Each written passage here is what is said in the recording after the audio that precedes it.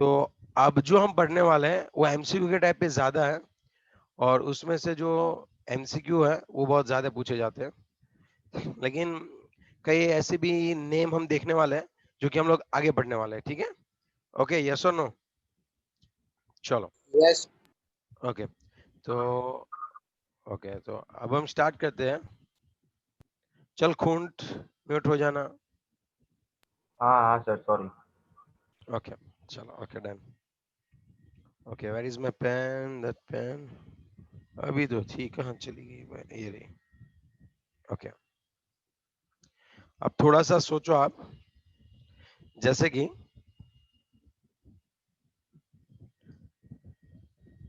आज हम जो पढ़ने वाला, अब तक हमने क्या पढ़ा है पता है आपको? सभी पीरियोडिक प्रॉपर्टी पढ़ी है इलेक्ट्रोनेगेटिविटी के साथ। मैं समझाता हूँ कैसे, एक सेकेंड। हाँ हाँ, अब देखो, सपोज ये आपका पीरियोडिक टेबल, आप ऐसा समझ लो।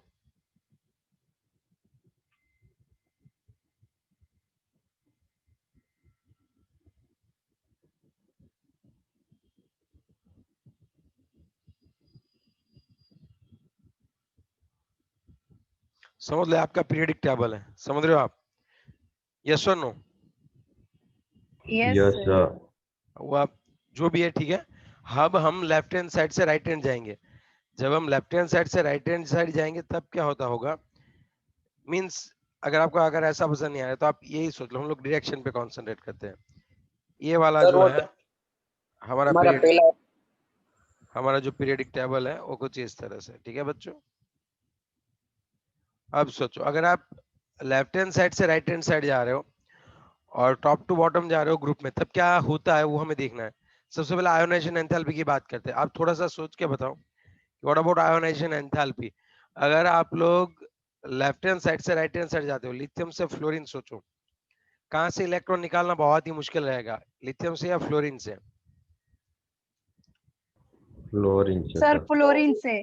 फ्लोरीन से। तो मैं ये बोल सकता हूँ आयोनाइजेशन एंथैल्पी विल इंक्रीज। आ रही है आपको बात समझ में? As I will move from left hand side to right hand side. Is it clear? Yes. Yes yes. Sir. दूसरा अगर मैं ले लूं तो delta EGH, electron gain enthalpy. जब इलेक्ट्रॉन इंसर्ट करते हैं आउटर मोस्ट ऑर्बिटल में, तो कौन ज्यादा एनर्जी रिलीज करेगा, लिथियम की फ्लोरीन? सर फ्लोरीन करे, लिथियम करेगा। कि लिथियम करेगा ज्यादा एनर्जी क्रिएट, लिथियम करेगा कि फ्लोरीन करेगा? एनर्जी रिलीज सर करने की बात करो। फ्लोरीन। आप समझ सकते हो, यहाँ पे 3 प्रोटॉन है और 3 इलेक्ट्रॉन है, चौथा डाल रहे हो। यहाँ पे 9 प्रोटॉन है, 9 इलेक्ट्रॉन है और आप एक डाल रहे हो। इसको एक की तो जरूरत ही है। तो यहाँ पे मैंने आपको पहले बताया था कि एनर्जी बहुत ज्यादा क्रिएट होती है, तो डेल्टा ईजीएच की नेगेटिव वैल्यू विल इंक्रीज। क्या बोल सकते हैं हम लोग यहाँ पे, बताओ? Negative value. Negative value will increase. हाँ, डेल्टा ईजीएच की नेगेटिव वैल्यू बढ़ती है। समझे आप बात? यस और नो? Yes sir. ये हुआ ना? तो यहाँ पे देखे तो डेल्टा आयोनाइजेशन एंथैल्पी, ऊपर से नीचे जाते तो आयोनाइजेशन एंथैल्पी भी कम होती है।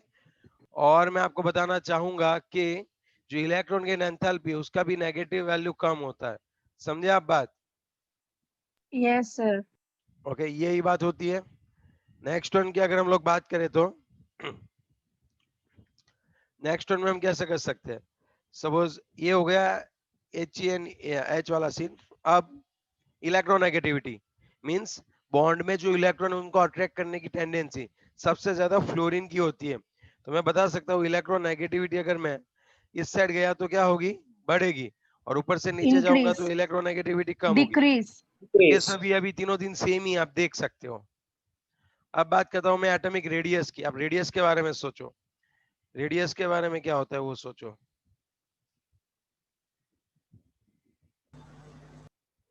लेफ्ट हैंड साइड से राइट हैंड साइड जा रहे हैं, रेडियस क्या होती होगी, कम होती है। और डिक्रीज होती है। ग्रुप में ऊपर से नीचे आते हैं, तो इंक्रीज। इंक्रीज होती है सर। रेडियस इंक्रीज होती है।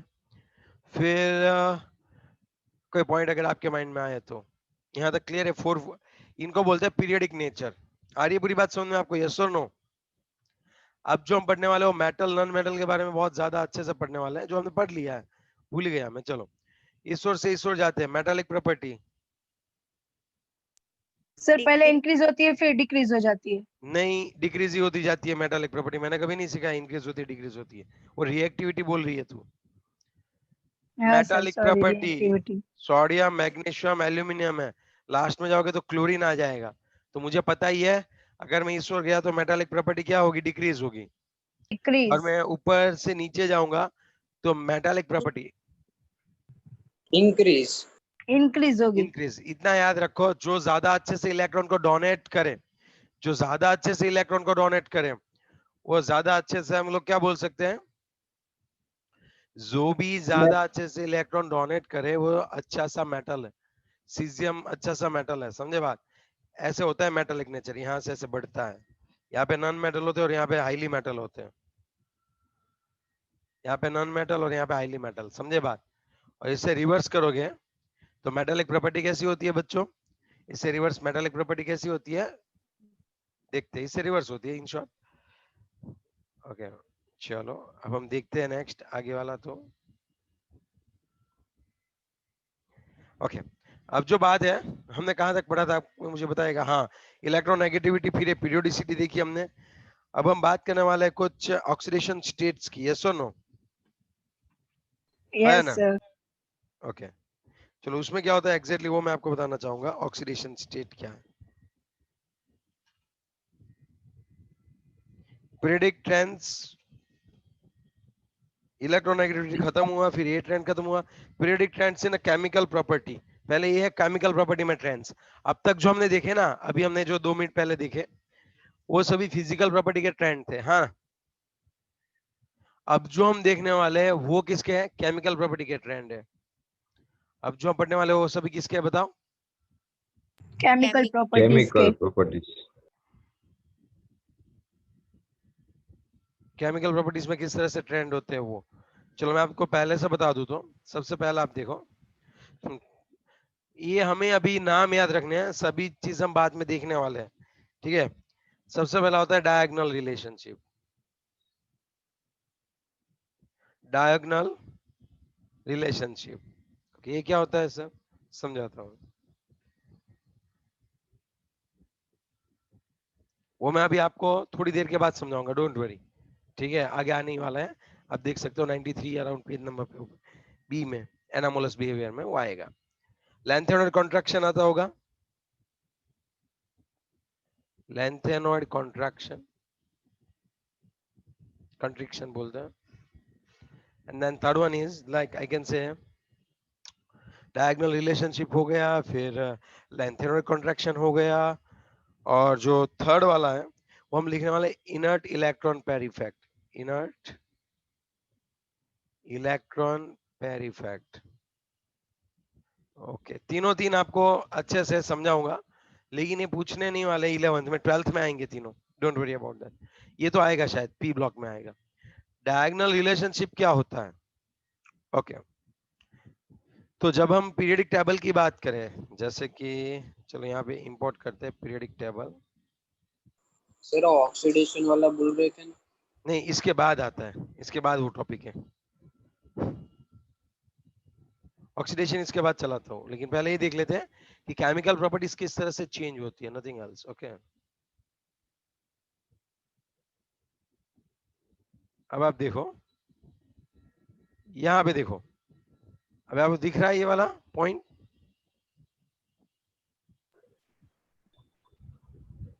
यस हेलो, सर, दिख रहा है। Yes, sir. इसमें आप यहाँ पे ये देख सकते हो कि अगर मैं बोरॉन, सब थोड़ा सा अच्छे से सोच के आंसर देना, बिना सोचे, मुझे जल्दी से आंसर नहीं चाहिए, मुझे सोचे समझे हुए आंसर चाहिए। अरे बात सुनो, ये देखो, ये बोरॉन है, ये कार्बन है, सिलिकॉन है। मैं बोरॉन से कार्बन की ओर जाऊंगा तो एटॉमिक रेडियस क्या होगी? Decrease. इंक्रीज।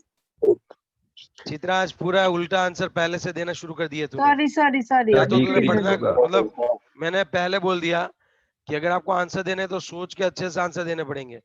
अब मैं इसमें वापिस क्या सिखाऊं? बोरॉन से कार्बन डिक्रीज होता है। नहीं सॉरी। चलो, कार्बन से सिलिकॉन जाते हैं तो क्या होता है? Decrease, Increase. कार्बन से सिलिकॉन डिक्रीज होता है। इंक्रीज होता है। Increase. तो बोरॉन और सिलिकॉन लगभग ऑलमोस्ट इक्वल हो जाते हैं। चलो बोरॉन से कार्बन जाते हैं, आयोनाइजेशन एंथैल्पी क्या होती है? Ionisation enthalpy increase. इंक्रीज होती है इंक्रीज हो फिर जब नीचे आते हैं तो आयोनेशन तो एंथैल्पी डिक्रीज तो इंक्रीज हुआ Decrease. फिर डिक्रीज डिक्रीज हुआ, इंक्रीज हुआ फिर डिक्रीज हुआ, तो ऑलमोस्ट सेम होते। तो मतलब ये वाला बोरॉन जो है वो सिलिकॉन के साथ कोई ना कोई तरीके से क्या बताता होगा अच्छे से अपनी कोई बॉन्ड बनाता होगा केमिकल। नहीं केमिकल बॉन्ड नहीं बनाते हैं, मतलब सिमिलैरिटीज होती है उनमें। कई बार क्या कौन कौन के बीच में और किसके बीच में सिमिलैरिटीज होती है वो मैं आपको बताना चाहूंगा, अब अच्छे से समझ लेना, ठीक है।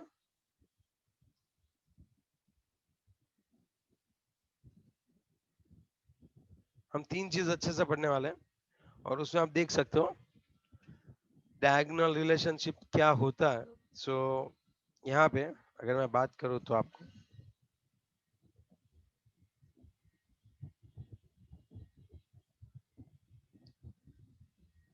जैसे ये हो गया हमारा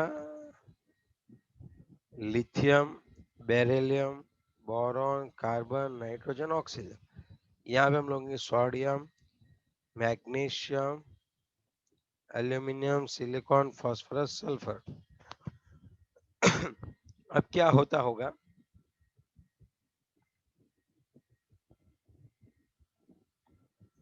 अब सुनो,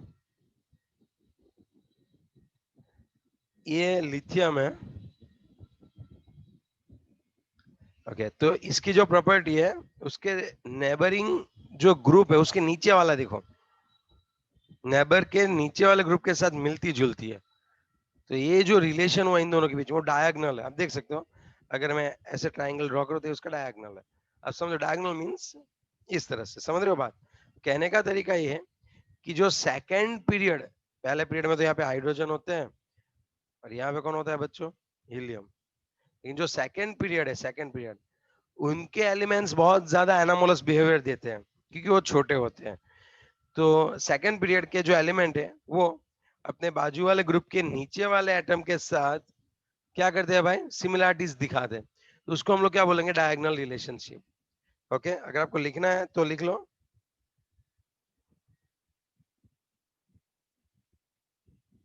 लिखो।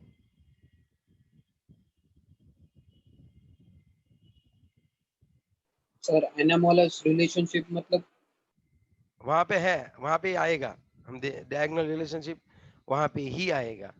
ये एमसीक्यू के लिए करना है, इसलिए आपको लगेगा कि कहां से कहां जा रहे हैं हम लोग। लेकिन अभी हम क्या पढ़ रहे हैं? Chemical properties. लेक्चर के स्टार्टिंग में हमने किससे स्टार्ट किया था? फिजिकल पूरी प्रॉपर्टीज से। फिजिकल प्रॉपर्टीज हमने चला दी और वो देख लिया।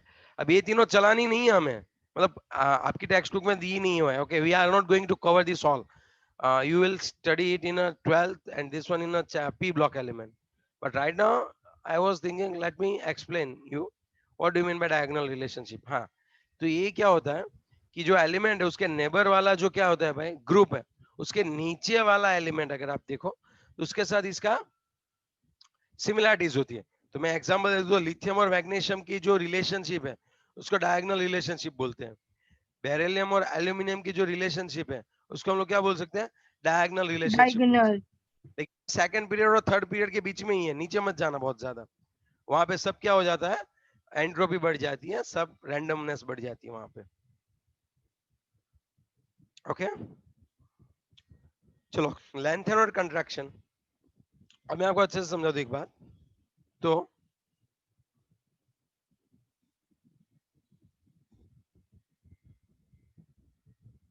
ओके ओके ओके ओके,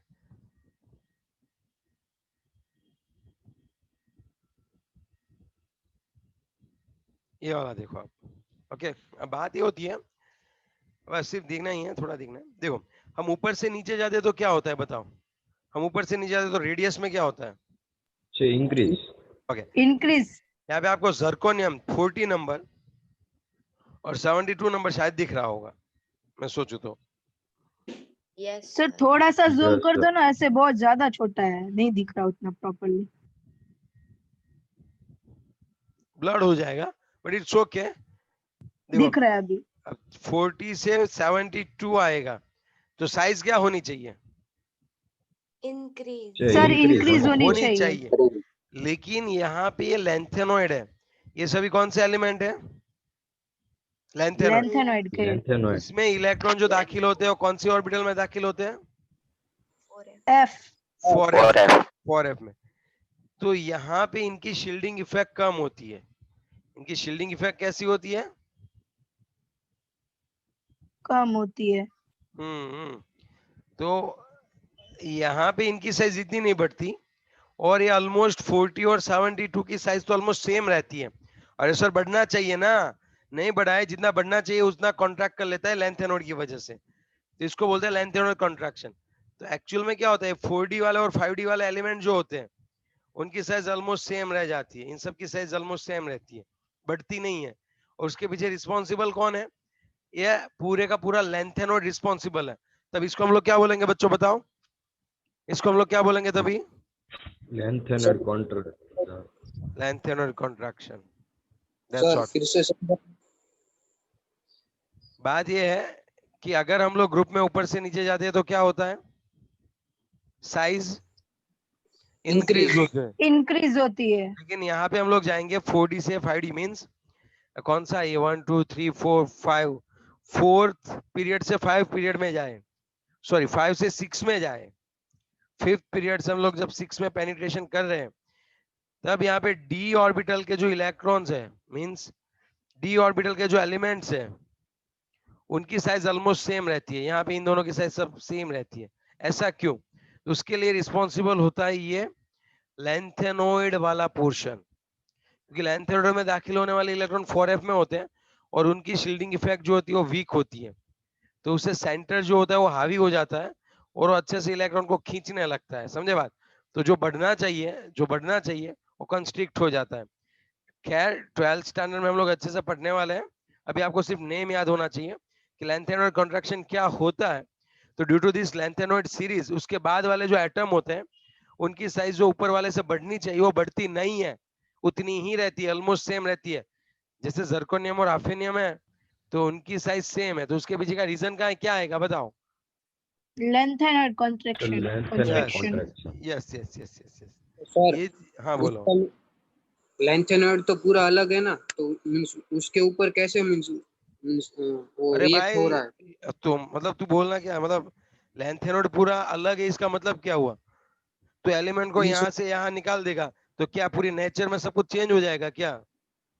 वो तो ऐसा नहीं बोल, कंफर्ट के लिए यहाँ से यहाँ निकाला था। ब्लॉक ब्लॉक अलग हो जाता है ना, वो डी ब्लॉक हो जाती है, एफ ब्लॉक हो जाएगा। हाँ लेकिन आगे वही आता है ना, ये तो सीडी हुई ना लैंथेनॉइड एक्टिनॉइड, हाँ लैंथेनॉइड तो सीडी हुई ना 5D तक जाने की, हाँ तो उसी से होके जाना पड़ेगा। देख 70 71 72 आता है ना, डायरेक्टली मैं 57 से 70 तो लिखने नहीं वाला हूँ, इन सब से होगी तो पास होना पड़ेगा। तो तू ऐसे कैसे बोल सकता है कि अलग है? पूरा सब सेम ही है, इसी के अंदर आता है भाई। ओके। अलग तो इसलिए दिखाते हैं कि तुम अच्छे से देख सको और समझ सको, अदरवाइज पूरा पीरियडिक टेबल आप ड्रॉ करोगे तो आपको दिक्कत आएगी। दैट्स व्हाट, है ना? यस चलो okay, next one.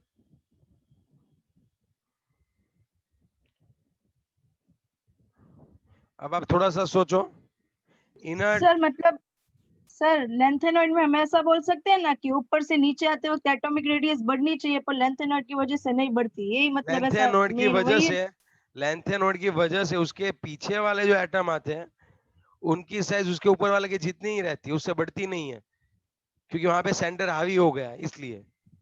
Okay sir. वो तो बहुत, आप पूरा 3 मार्क्स का क्वेश्चन आएगा 12th में, डोंट वरी। चलो third one, inert electron pair effect. अब बात क्या होता है मोस्टली, ये तीनों तीन चीजें आप थोड़े याद रखने की ट्राई करो। अब एक चीज है इलेक्ट्रॉन पेयर इफेक्ट, तो उसमें क्या होता है देखो, हम लोग जैसे ऊपर से नीचे आते हैं तो लाइक हम लोग जैसे ऊपर से क्या आ रहे हैं बच्चों, नीचे। तो at that time what will happen, दाखिल होने वाले जो इलेक्ट्रॉन है वो कहाँ पे दाखिल होंगे? यहाँ पे सपोज ऐसे NH2 है और NP4 है, एग्जाम्पल दे रहा हूँ, दाखिल होने वाले इलेक्ट्रॉन यहाँ पे दाखिल होते हैं सेंटर में, सॉरी सॉरी सॉरी, दाखिल होने वाले प्रोटॉन कहाँ पे दाखिल होते हैं? सेंटर सेंटर में। में। और लेकिन इलेक्ट्रॉन जो आउटर मोस्ट ऑर्बिट में। इलेक्ट्रॉन आउटर मोस्ट ऑर्बिटल में तो दाखिल होते हैं, लेकिन उसमें भी डी एंड एफ में ज्यादा इलेक्ट्रॉन जाते हैं। तो डी एंड एफ जो होते हैं ना, उनकी शील्डिंग इफेक्ट कैसी होती है बताओ? सपोज डी एफ के इलेक्ट्रॉन, उनकी शील्डिंग इफेक्ट कैसी होती है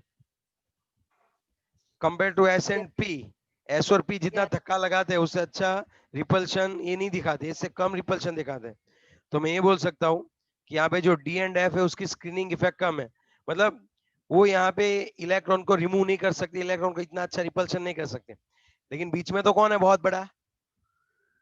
सेंटर में तो प्रोटॉन है। बहुत बहुत बहुत प्रोटॉन। प्रोटॉन आ गए, तो उससे प्रोटॉन हैवी हो जाता है, और प्रोटॉन इस आउटरमोस्ट इलेक्ट्रॉन को अपनी ओर खींच लेता है, अच्छे से टाइटली खींच लेता है, बोलेगा कि ये कहीं नहीं जाएगा, ये रिएक्शन में ये अभी इनर्ट हो गया है, मींस अभी ये किसके अंदर आ गए भाई? प्रोटॉन के अंदर आ गए। बात ये होगी कि एस ऑर्बिटल थोड़ी नजदीक होती है तो ये इसको खींच के रखते हैं। अब जहां पे भी जाएगा, अगर आपने इस एटम को कहीं पे रिएक्शन में टेक पार्ट करने, इलेक्ट्रॉन देने हैं या लेने हैं, ये सभी कौन संभालेगा? अभी ये सभी कौन देखेगा? पी ब्लॉक मतलब एनपी। P element. ये 4 इलेक्ट्रॉन देखेंगे, या तो 4 इलेक्ट्रॉन चले जाएंगे या फिर 4 किसी को लेके आएंगे, 2 और कहीं से लेके आएंगे जैसे। लेकिन ये इनर्ट होके बैठे रहते हैं, इनको बोलते हैं इनर्ट पेयर इफेक्ट। मतलब सर वो फिक्स हो जाता है ना, वो कुछ करेगा नहीं अब। हाँ, वो कुछ करेगा नहीं, लेकिन कब? जब इलेक्ट्रॉन एफ ऑर्बिटल में ज्यादा जाए तब। अगर आप फिर यहाँ पे थोड़े से आगे ऐसे लिख रहे हो, सपोज यहाँ पे 3 है, 1s2, 2s2, 2p6 है, और फिर यहाँ पे 3s2, 3p2 है, तो अब यहाँ पे अभी सब sp है, यहाँ पे कोई df आया ही नहीं है, समझे बात? तो ये सब यस तो सर। अच्छे से ही अट्रैक्ट हुआ होता है, लेकिन यहाँ पे मतलब थोड़ा, डी और एफ की प्रेजेंस में वो होता है ना। हाँ, डी और एफ की प्रेजेंस में एस के इलेक्ट्रॉन जो होते हैं वो ज्यादा अच्छी तरह से सेंटर से अटैच होते हैं, ऐसा। तो जैसे ओके जैसे सर। जैसे जैसे ऊपर से नीचे आएंगे, जैसे लिथियम है, सोडियम है, लिथियम की जगह ये बात रख सकते हैं, बोरॉन है, एल्यूमिनियम है, गैलियम है, इंडियम है, थैलियम है, जैसे ऊपर से नीचे जाएंगे प्रोटॉन भी बढ़ेंगे और इलेक्ट्रॉन भी बढ़ेंगे। यहाँ पे प्रोटॉन तो सभी सेंटर में ही बढ़ेंगे, लेकिन यहाँ पे इलेक्ट्रॉन कहाँ पे बढ़ेंगे? एस ऑर्बिटल में, आउटर sp वन, में। यस। यहाँ पे sp-d में भी आएंगे, यहाँ पे sp-d, और यहाँ पे sp-df में भी आएंगे। तो सबसे ज्यादा इलेक्ट्रॉन पेयर इफेक्ट यहाँ पे दिखने को मिलेगी, समझे आप बात? Yes sir. That's all. Yes sir. अरे इतना भी डीप में मत जाओ, कोई टेंशन नहीं है। तो आप 3 चीज याद रखो। सबसे पहला कौन सा देखा हमने, बताओ? सबसे पहला डायगोनल रिलेशनशिप। डायगोनल रिलेशनशिप, ऐसा क्यों होता है वो भी हम देखेंगे। चलो, दूसरा कौन सा देखा? लेंथ एंड लेंथ और कॉन्ट्रैक्शन। और तीसरा कौन सा देखा? Inert electron inner pair electron effect. Pair effect. Okay,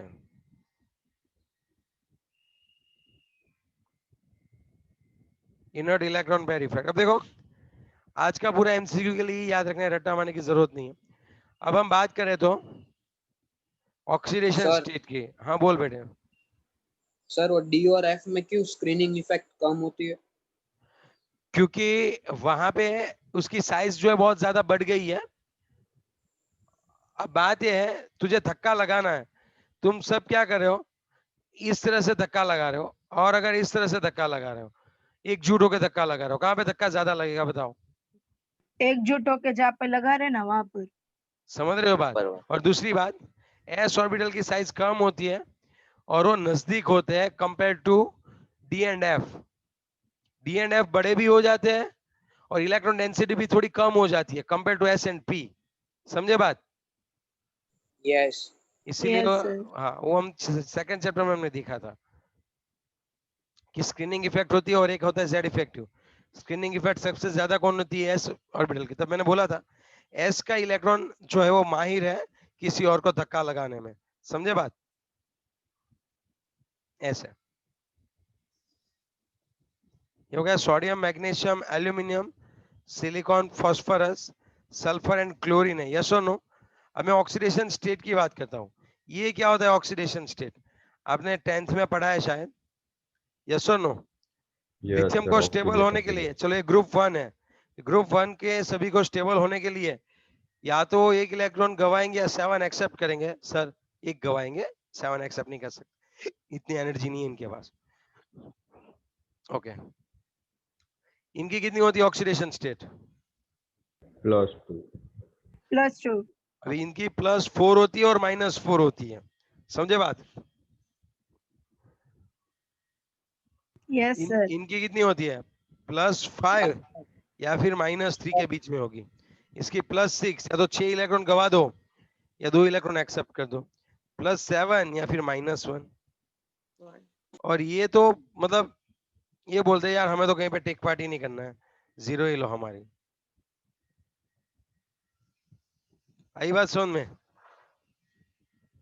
yes 0 yes या फिर सर। 8। तो ये कहने का तरीका उनकी ऑक्टेट कंप्लीट करने की बात है। ये क्या करने कंप्लीट करने की बात है? ऑक्टेट कंप्लीट करने की बात है। एक बात सोचो, तो आप यहां से अंदाजा लगा सकते हो ये सभी इलेक्ट्रॉन देने वाले हैं और ये मोस्टली इलेक्ट्रॉन एक्सेप्ट करने वाले हैं। यस और no? Yes sir. Yes, suppose sir. यहाँ पे ऑक्सीजन खड़ा था और यहाँ पे कैल्शियम आके खड़ा हो गया। कैल्शियम ने बोला अरे ऑक्सीजन क्या हुआ, नर्वस क्यों दिख रहा है इतना? ऑक्सीजन बोला यार 2 इलेक्ट्रॉन की कमी है। कैल्शियम बोला मेरे जो तो 2 इलेक्ट्रॉन डोनेट करने ले, तू ले जा। तो यहाँ पे बन जाएगा Ca+2O-2। इसको लिख सकते हैं CaO। इसको क्या लिख सकते हैं हम लोग, बताओ बच्चों? इसको हम लोग क्या बोल, CaO। AO. इसको हम लोग CO लिख सकते हैं। सपोज यहाँ पे एक सिलिकॉन है और यहाँ पे एक क्लोरीन है, ऐसे 4 क्लोरीन आ गए। सिलिकॉन बोला कोई बात नहीं, मैं सबको एक एक इलेक्ट्रॉन दूंगा। मतलब पूरे नहीं देते थे, कई बार ये होता है कि कोवेलेंट बॉन्ड बनेगा। हाँ टाइप्स होते हैं, कई बार आयोनिक बनता है और कई बार कोवेलेंट बॉन्ड बनता है। अब जो बात करने वाले वो है, कई बार एक आयोनिक बॉन्ड होता है और कई बार क्या होता है, कोवेलेंट बॉन्ड होता है। तब क्या होगा बताओ? तो ये बोलेगा कि भाई बॉन्ड भले ही बनाओ, इलेक्ट्रॉन थोड़ा हमें दे देना, भाई हमारी ओर रख देना इलेक्ट्रॉन। तो ऐसा होता है, आप समझे बात? Si Cl4, तो Si+4 और Cl-1, तो ऐसा होता है Si+4 Cl-1, cross multiplication SiCl4। समझे बात? यस चलो, इससे हमें शेप के बारे में पता नहीं चलेगा, शेप के लिए हमें चैप्टर 4 पढ़ना पड़ेगा। सपोज मैंने SiCl4 लिखा तो जुड़ते कैसे हैं, उनका शेप कैसे होता है, that all the things we will learn. Okay, so don't worry about that. Okay, so next thing is that now let me inform you about the hydrogen. Hydrogen is a very sharp-minded element because it has a tendency to accept electron or donate electron. If your hydrogen atom will accept electrons, it will be converted into the hydrides. Okay, when your hydrogen will accept electrons, just tell me. Are you able to tell it to me? It can be converted into hydride. Array, whenever your hydrogen will meet with the metal, at that time compulsory hydrogen will have to accept electron. Yes or no? Sodium के yes पास अगर hydrogen खड़ा है, आप सोचो, और fluorine के पास जाके hydrogen खड़ा है, तब पता ही है कि यार सोडियम को तो इलेक्ट्रॉन डोनेट करने हैं, ये +1 हो जाएगा, ये -1 हो जाएगा, ये आपका हो जाएगा सोडियम हाइड्राइड। लेकिन जब फ्लोरीन है तो पता है सबसे बड़ा भिक्खू नंबर 1 फ्लोरीन है। पूरे पीरियोडिक टेबल में इलेक्ट्रॉन को खींचने की जो पूरी सबसे ज्यादा टेंडेंसी फ्लोरीन की है और दूसरी ऑक्सीजन की है। याद रखना ये बात, सबसे ज्यादा इलेक्ट्रॉन खींचने की टेंडेंसी किसकी है? फ्लोरीन की आपने Fluorine. बताया था। और दूसरे नंबर की? ऑक्सीजन। तो ये -1 और +1, तो यहाँ पे HF लिखना होता है। जो प्लस होता है वो आगे लिखते हैं, जो प्लस होता है वो आगे लिखते हैं, और जो माइनस होता है वो क्या लिखते हैं? पीछे लिखते हैं। यस और नो? ऐसा कंपलसरी होता है? Mostly yes, yes yes mostly. Okay sir. और देख इसमें बोलने का भी तरीका देख, यहाँ पे है ना हाइड्रोजन पीछे है, तो इसको बोलते हैं सोडियम हाइड्राइड। जो माइनस है ना उसको आइडाइड लगाते हैं, sodium chloride, calcium phosphide, iodide. Got it? देख यहाँ पे देख, अब यहाँ पे हाइड्रोजन को हाइड्राइड नहीं बोलेंगे, वो प्लस है, रिस्पेक्ट से बात करो, हाइड्रोजन फ्लोराइड, क्योंकि फ्लोरीन पीछे है। सोच चित्रा, थोड़ा सोच तू। सोची समझी, मतलब जिसमें माइनस आता है वो पीछे इसलिए होता है क्योंकि उसमें हाइड्रेट लगता है पीछे, तो बोलने में इजी रहेगा। ऐसा नहीं है, आईयूपीएससी ने लगा रखा है, वरना अगर मुझे बोल दो मैं तो बोलता भिखा दादा, भिखेस, लुखेस, गद्देस, मैं तो ऐसे लिखता। समझी बात? सर वो लास्ट के निकाल देते एग्जामिनेशन हॉल में से। ओके, ऐसा है क्या? तो ठीक है, चलो भाई, नहीं करते ऐसा। लेकिन आप मार्क्स दोगे, हम ऐसा लिखेंगे ना तो ऐसे पूरा क्रॉस लगा दोगे। हाँ, मैं मार्क्स दे दूंगा, सर बोर्ड में थे, मुझे पता नहीं। चलो नेक्स्ट वन। अब शब्द नो यूज कराए ने એટલે वो अपशब्द थोड़े थे, भिखेस लुखेस अपशब्द है क्या? भीखेश मतलब अपशब्द नहीं हुआ, भीखेश भीख मांग रहा है बेचारे को, ऐसा क्यों बोल रहे हो? वो भाई वो नहीं, वो तो अपनी ले बोलो लो, चलो जाने दो, कोई बात नहीं है, लुखेस जाने दो। चलो अब हम नेक्स्ट पॉइंट पे बात करते हैं। तो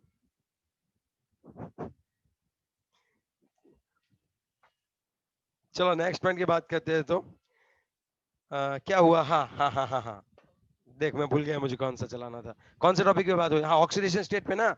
चलो अब मैं बात करता हूँ क्लोरीन की। तो यहाँ पे कैल्शियम है और यहाँ पे क्लोरीन है। आप बताओ कौन सा बॉन्ड बनेगा?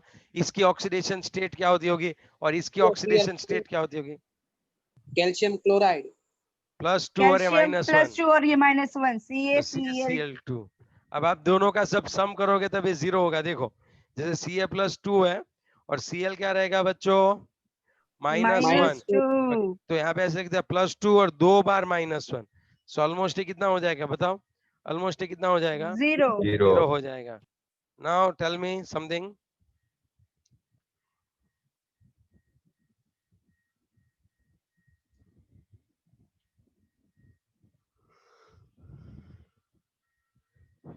चलो किधर? सिलिकॉन है। प्रॉब्लम नंबर 3.8 देखते हैं। अब टेक्स्ट बुक में है ना बहुत लंबा खींचा हुआ है, मैं आपको कॉन्सेप्चुअल अभी समझा रहा हूँ, क्योंकि जो खींचना था, लंबा खींचना था, वो हमने पढ़ लिया है। इलेक्ट्रॉन गेन एंथैल्पी है, फिर ये कौन था भाई अपना, ये कौन था? Electron gain enthalpy, electronegativity. Negativity electronegativity है। हाँ, ये सब चीजें हमने कर ली है। ठीक है, यस और no? Yes sir. Yes sir okay, चलो नेक्स्ट वन की बात करें तो हाँ, सिलिकॉन है और साथ में ब्रोमाइड है, Si+4 और ब्रोमीन है, उसको एक इलेक्ट्रॉन चाहिए, कौन सा बनेगा बताओ? सिलिकॉन और ब्रोमीन का 4। चलो एक बार, एक साइड एल्यूमिनियम है, उसके साथ सल्फर को अटैच करना है, तो एल्यूमिनियम कौन से ग्रुप में होता है बताओ? एल्यूमिनियम कौन से ग्रुप में होता है? 13 283, इसको 3 इलेक्ट्रॉन डोनेट करने। सल्फर कौन से ग्रुप में होता है? 16, 286, इसको कितने इलेक्ट्रॉन चाहिए? 2 2 चाहिए सर। तो Al+3 होता है और सल्फर -2 होता है, क्या बनता है बताओ? Al2Cl3S3 sorry. Al2S3 ओके, इसका नेम क्या आएगा? Name, aluminium sulphide. यस, इसका नेम आता है aluminium aluminium sulphide. Sulphide. That's what. Okay, है ना? Yes sir. ओके, अब मैं आपको एमसीक्यू के तौर पे ही एनामोलस बिहेवियर सिखाने वाला हूं। ये सभी ऑक्सीडेशन स्टेट था, जो कि ऑलरेडी आप सब लोग क्या करते हो, जानते हो।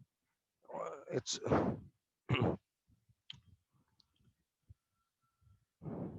चलो ओके ओके, आगे बढ़े ना भाई? किसी को कोई डाउट नहीं है ना? डायरे बायरे नहीं हुआ ना किसी को? सर रिजॉइन कर ले। हाँ चलो ठीक है, रिजॉइन कर लो। चलो भाई, चलो कर लो रिजॉइन।